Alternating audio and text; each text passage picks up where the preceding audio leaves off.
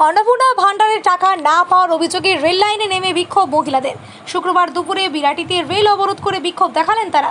জার্জিরের সমস্ত সময়ে ব্যস্ত প্রায় আধ ঘন্টা ট্রেন যাত্রী পরিষেবা বন্ধ থাকায় ভোগান্তির মুখে পড়তে হয় যাত্রীদের।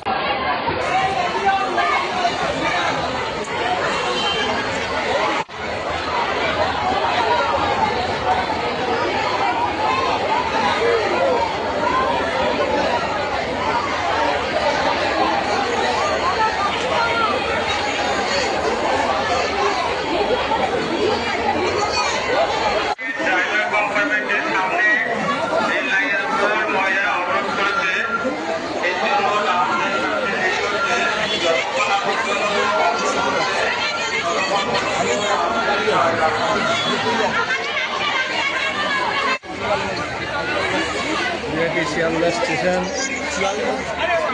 মহিলারা পথ অবরোধ করেছে।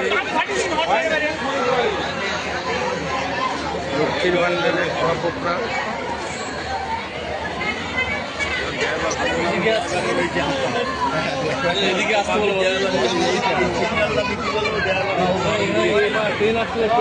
বলবো।